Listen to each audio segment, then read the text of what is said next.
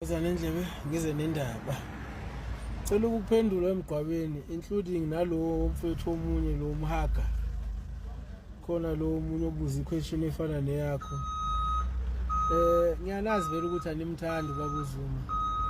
That's why ngikhuluma kanje vele na kule post. Nopanyaza kungenzeka ukuthi vele angisamthandi. Lo Mhaga uze wathi angimthandi uPanyaza akazi ukuthi kudala ngilandela uPanyaza. uPanyaza is one of the leaders ongasabi ukukhuluma iqiniso. Yabo, uyalimela iqiniso and he does not just talk. He also acts on it. That's why eGauteng ingekho ida. Bayikhiphe ngaphandle ngoba why uma yeshinto uyayimela. It's not like uPanyaza mhlambe ingoba ngifune uRama nginandaba naloko.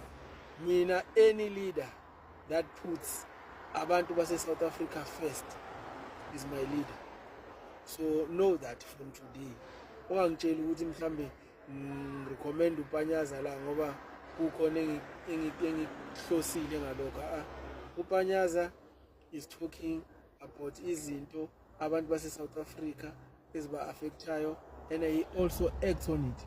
So that's why uzongizwa ngithanda njalo ukuthi ngihlale ngikhuluma ngoPanyaza. Not ukuthi mhlambe ngalokho sengiyi-ANC cha, angisiyi-ANC.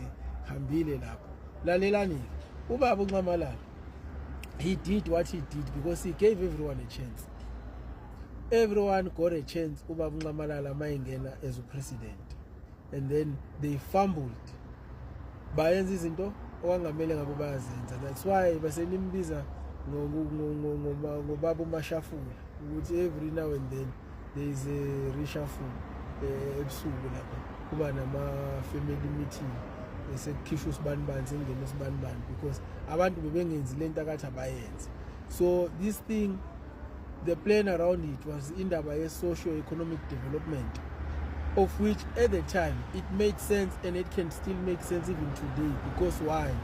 Ama-farms amaningi asezandleni zabantu abangamabhunu abaholwa yibo olokhuzana noPeter Mulder. So I don't understand ukuthi what is wrong with that. If umuntu ekwazi ukusebenzisa ingqondo ngaleyo ndlela ukuthi ukudla kwethu okuningi kubuya khona lapho kulabantu abaholwa uye uPeter Mulder. So does it make sense to you ukuthi you exclude such people ku government? Okuyibona futhi abaniphakelayo ukudla. So for me it made sense ukuthi kungani efakiwe. Yabo, there was a plan ka 2030 ye-NDP. Everything that Ubaba uNcamalala was doing, he was actually doing izinto that were going to influence indaba ye-NDP 2030. But it happened the way it happened. Izinto eziningi zahlehliswa mangena lo president esinayo. So it's not easy for umuntu oThalala to understand Ubaba uNcamalala. Yabo, uThalala will never understand that man. Thina siyama understand Ubaba uNcamalala. Yabo, that's why na ku MK uzobona kufika abantu banikeza ithuba. Niqhamuke nithi ubani uyaganga kenze right udla imali Ubaba uNcamalala abe naye. Still give him more work until lo muntu lo bese eyabonakala ukuthi ngempela lento eshiwa abantu iqiniso then bese yaxoshwa unjalo Ubaba uNcamalala. Nina nimazi nina. And I'm surprised ukuthi even that other guy ubani uMhaga, he said he was in the ANC structures, or he is in the ANC structures, but he does not know Ubaba uNcamalala. Yet he acts as if he knows him. He does not know Ubaba uNcamalala. Even you don't know Ubaba uNcamalala. Nazi lo wasemaphepheni, yabo lo waku media, lo we corruption, lo we state capture, that's the Ncamalala you know. The real Ncamalala you don't know him. That's why you always oppose everything that I say here. Because namanje ngikhuluma ngoPanyaza and then nina nizo branch ngokhuluma ngenye into. Yabo, it's why animazi Ubaba uNcamalala. But just from today ake nisifundise ukuthi la uma uzokhomenta la yekuphupha manje. Yekelana ukuphupha ke nicommenteni into enengqondo. Lento yakhayo nina niyabhidliza thina masaka. Why?